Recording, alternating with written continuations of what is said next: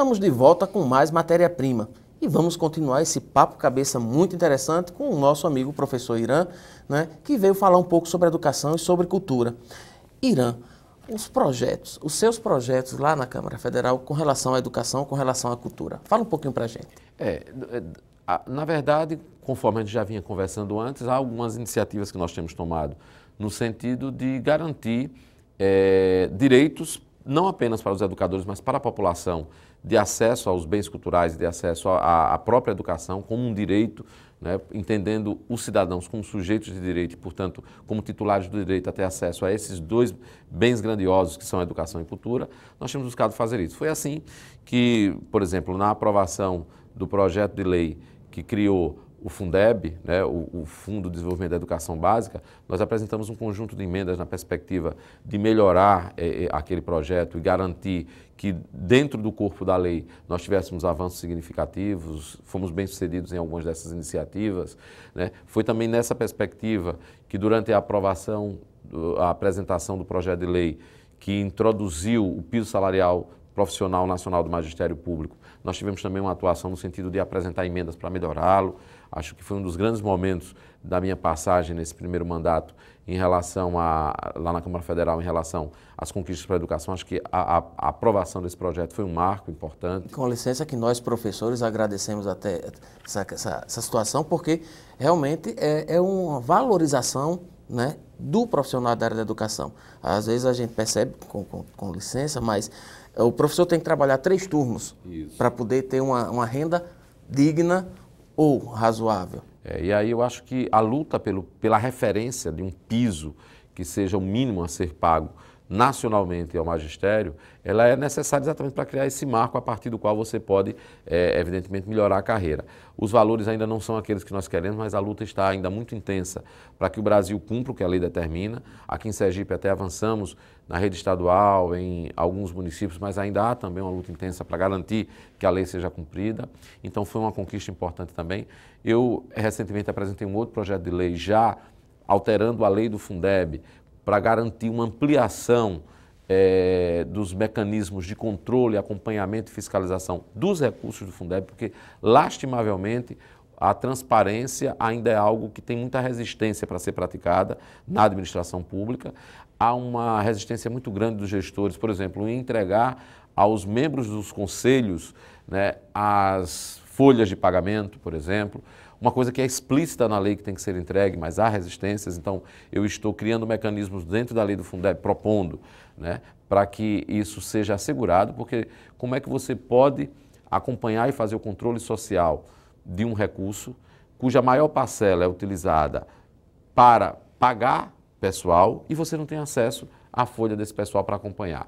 Então isso é uma incoerência profunda que alguns gestores não conseguiram perceber. Então nós temos que ir aprofundando as responsabilidades da sociedade frente ao acompanhamento e ao controle social dos recursos públicos, e essa é mais uma tarefa que, através de projeto de lei, que aliás, diga-se de passagem, por iniciativa e provocação dos próprios companheiros do magistério que estão nos conselhos, né? Esse é um aspecto importante. Eu sou provocado o tempo inteiro pela realidade cotidiana vivida pelos meus colegas, e aí lá procuro encontrar as alternativas legais para nós avançarmos na educação e na cultura do nosso país. Você tem atuado muito no Congresso, em várias comissões, tem várias ações que a gente tem percebido. Fala um pouquinho para a gente. Pois não. Na verdade, fica em função da minha trajetória de educador e de militante do movimento sindical dos professores aqui no Sintese, fica muito a marca da educação, mas na verdade nós temos dado uma amplitude, aliás, uma amplitude necessária para um mandato de um parlamentar federal. Nós temos tido atuação na área do meio ambiente, eu fui membro da Comissão do Meio Ambiente, e lá criei uma subcomissão especial para tratar especificamente os problemas do Rio São Francisco, presidi essa subcomissão, fizemos debates muito profundos sobre isso, continuamos trazendo aqui para o nosso estado as temáticas que envolvem a necessidade do debate ambiental, trouxe membros do Greenpeace para vir discutir conosco temas interessantes, enfim. Então a área ambiental, a área de direitos humanos é uma área que eu tenho atuado com muita intensidade, numa parceria entre a Comissão de Legislação Participativa, que eu sou membro, e a própria Comissão de Direitos Humanos da Câmara. Nessa área a gente tem dado destaque a temas que estão candentes e são necessários que nós aprofundemos na nossa sociedade, como o combate à homofobia, como o combate aos crimes de tortura, com a preocupação central com as questões que envolvem a criança e o adolescente, inclusive com iniciativas para nós criminalizarmos, né, aqueles que atuam numa linha de trazer a violência como uma realidade cotidiana para a criança e para o adolescente. Então, nessa área de direitos humanos também temos tido uma atuação muito grande. Na área da pesca, que é uma área que talvez a gente não tem muita divulgação, mas é uma área que eu tenho priorizado no nosso mandato, porque entendemos que pescadores, marisqueiras precisam de atenção. Temos discutido bastante também questões que envolvem o cotidiano da cultura, como eu já disse, e aí, inclusive, com muita satisfação aqui recebi um título que tem me honrado bastante, que é o título de deputado da cultura, em função das iniciativas e dos investimentos que temos direcionados. Merecido.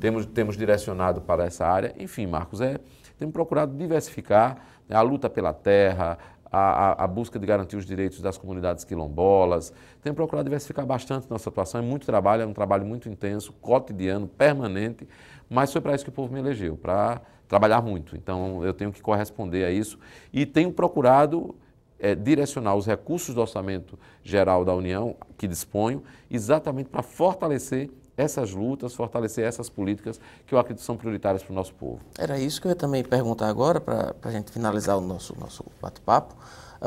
Existe a questão dos recursos que você pode estar direcionando, né? Você acaba direcionando alguns recursos e o que eu percebi é que você não direciona só para a área da educação.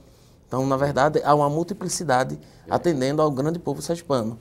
Eu fiz um balanço recentemente da atuação e nessa área de recursos, para a população entender, o parlamentar federal ele tem a prerrogativa de indicar dentro do Orçamento Geral da União, da lei orçamentária, indicar uma determinada quantidade de recursos para ele direcionar onde ela deve ser aplicada. E aí eu tenho procurado priorizar as áreas sociais.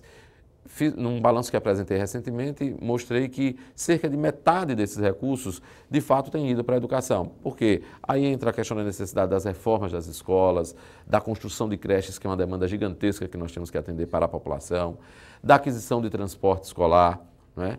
Então, isso tem demandado uma boa parcela dos recursos que eu tenho destinado, cerca de metade desses recursos. Mas, evidentemente que outras áreas também têm sido priorizadas, né, como é a área da cultura, que é uma outra prioridade nossa, a área da assistência social.